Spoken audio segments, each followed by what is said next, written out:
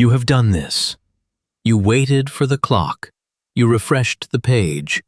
You watched the queue number crawl, and then you watched the tickets disappear in under a minute. And you assumed you had lost 2 other fans. In September 2025, the Federal Trade Commission described an internal review at Ticketmaster. It found that 5 ticket brokers, 5, controlled 6,345 Ticketmaster accounts. Between them, those 5 held 246,407 tickets to 2,594 events. You were never competing with other fans. Here is the part that turns a story about ticket prices into something else. According to the FTC, the company running the sale could see them, not through some difficult forensic reconstruction, through software the company itself supplied. It has a name. We'll come back to it. What follows is 16 years, 2 federal cases, 1 settlement the government accepted and 33 states refused, and 1 jury in April 2026 that finally put a number on it. But the question underneath all of it is simpler and stranger. Why would a ticketing company help the people taking the tickets? 2010. The largest ticketing company in America merges with the largest concert promoter in America. One company would now sell the tickets, promote the tours, and own many of the buildings the tours played in. Regulators let it happen, but not unconditionally. The merger was cleared under a consent decree, and the decree contained 2 promises. The company would not force venues to use Ticketmaster as the price of getting Live Nation's artists, and it would not retaliate against venues that chose somebody else. In plain terms, a promise not to use one door to lock the others. To understand why that promise mattered, you need the shape of the thing. These are the government's own numbers from its complaint. Through Ticketmaster, Live Nation controlled, quote, roughly 80% or more of major concert venues' primary ticketing. It owned or controlled more than 265 concert venues in North America, including more than 60 of the top 100 amphitheaters in the United States. The government's description of the competition: its closest rival owned no more than a handful, and Ticketmaster's exclusive contracts covered more than 75% of concert ticket sales at major venues. 3 businesses, 1 owner, and an artist who wants to tour America has to walk through all 3. So, was the promise kept? The case had been closed since August 2010. Then, in December 2019, the Justice Department went back to the court and asked it to reopen the file. Its motion says the government alleged that Live Nation and Ticketmaster had, quote, repeatedly violated the final judgment since at least 2012. The same filing records the company's response in 4 words, which defendants deny. No court ever ruled on it. There was no trial and no finding. Instead, the 2 sides did something quieter. They agreed on a fix. In January 2020, they jointly asked the court to modify the judgment, extend it 5.5 more years to December the 31st, 2025, clarify Section 9, the part about coercing venues, appoint an independent monitor, and 1 more term. Live Nation has agreed to reimburse the United States $3 million for its costs and attorney fees incurred in investigating and prosecuting this action. That was the cost of the whole episode, not a penalty. A reimbursement of the government's legal bill, $3 million. November 2022. Taylor Swift announces the Eras Tour. 3.5 million people register for the pre-sale. The system buckles. The public sale is canceled outright. And for the first time, a ticketing company becomes a national political story. On the 24th of January 2023, Live Nation's president, Joe Berchtold, sat in front of the Senate Judiciary Committee and gave the country an explanation. Bots. He testified the company had been hit with 3 times the bot traffic it had ever seen, that in 400 previous verified fan on-sales, nothing like it had happened. He apologized. "We apologize to the fans. We apologize to Ms. Swift. We need to do better, and we will do better." And then he made the company a promise about what it was. Let me be clear that Ticketmaster accepts its responsibility as being the first line of defense against bots in our industry. The first line of defense. Remember that phrase. That was the answer America got.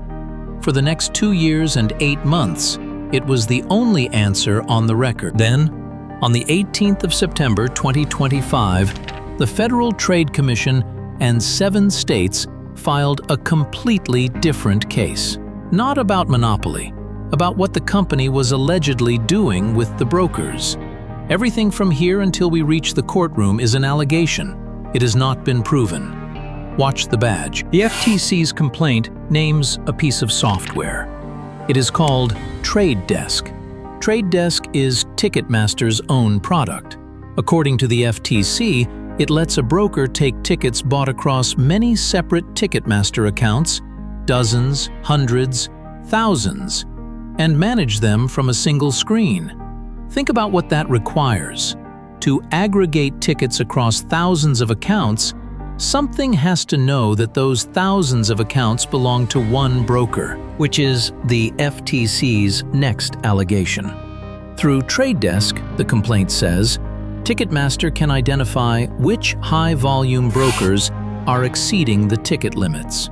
And the FTC alleges the companies consistently declined to deploy additional technology that would have more effectively stopped it. And then there is the sentence at the center of the government's case.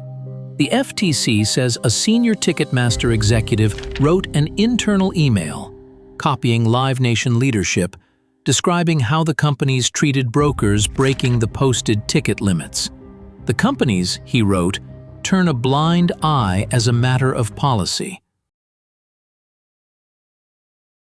Not a failure, not an oversight, a policy. And that is where the money is. Follow a single seat. Ticketmaster sells it and takes a fee. The broker who bought it lists it for resale on Ticketmaster's own platform above face value, and Ticketmaster takes a fee again. Plus, the FTC alleges, a markup it adds itself, the same seat, 2 fees. And the higher the resale price, the more the second fee is worth. From 2019 to 2024, the FTC says, consumers spent more than $82 billion buying tickets from Ticketmaster. And if turning a blind eye was policy, what exactly was the testimony in 2023? Rewind 16 months. May 2024. The Justice Department, together with the Attorneys General of 29 states and the District of Columbia, sues Live Nation and Ticketmaster in the Southern District of New York.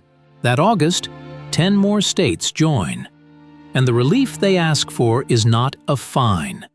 They ask the court to make the company sell Ticketmaster. They want it broken up. The company fights. In the autumn of 2025, it moves for summary judgment. In February 2026, the court grants part of it and denies the rest. And in March 2026, what's left goes to trial. Then, early in the trial, the Justice Department settles. The terms became public on the 9th of March. A $280 million settlement fund. Reported terms also included a cap on Ticketmaster's exclusive contracts at 4 years, a cap on service fees at 15%, and the divestiture of 13 concert venues. Real concessions. Not nothing, but no sale of Ticketmaster, no breakup. 6 more states took the deal, sharing about $18.6 million. And the federal government went home. 33 states and the District of Columbia said no. no settlement, no fund. They kept going, to a jury, without the Justice Department beside them. On the 15th of April, 2026, in the Southern District of New York, before Judge Arun Subramanian, the jury returned an 11-page verdict form. Question 2. Did Ticketmaster willfully acquire or maintain monopoly power through exclusionary conduct? Yes. Question 4. Did Live Nation control, dictate, or encourage it? Yes. Question 13. Did Live Nation unlawfully tie artist promotion to its amphitheaters? Yes. Question 14 asked whether each state had proven harm to competition. 33 states and the District of Columbia. 2 companies each. Every box ticked. Both no columns. Empty. And then question 15. What were people in your state overcharged per ticket at those major concert venues? The jury wrote the answer by hand. 22 times. Once for each of the 22 states that had claimed damages. The same figure every time. $1.72. 33 questions on that form. Not one of them answered no. 3 weeks later, Live Nation filed its quarterly report with the Securities and Exchange Commission. And in it, the company wrote down what it thought this was going to cost. $450 million. Recognized in a single quarter, its own best estimate of the ultimate loss.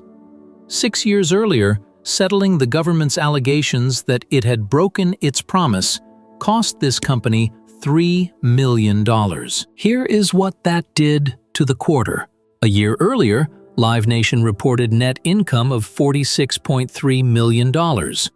This year, for the same 3 months, a net loss of $380 million.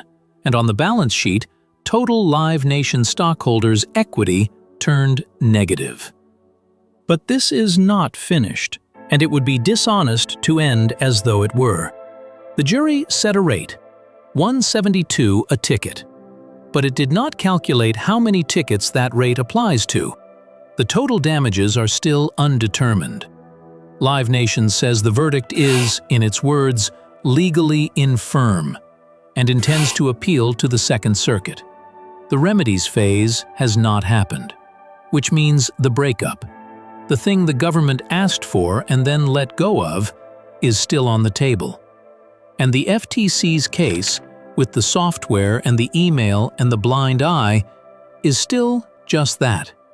Allegations, unproven in any court. One thing did change. In October 2025, Senators Marsha Blackburn and Ben Ray Lujan, a Republican and a Democrat, wrote to Joe Berchtold.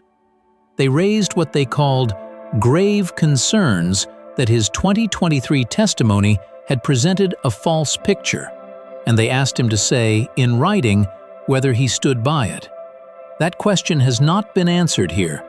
We are not going to answer it for them. So what did a jury actually establish? That a company with roughly 80% of the market used it unlawfully, that it tied the buildings to the tours, and that at those major concert venues, in those 22 states, every ticket carried $1.72 that should not have been there. But the fee was never really the product. Go back to the queue, to the clock, and the refreshing, and the tickets gone in under a minute.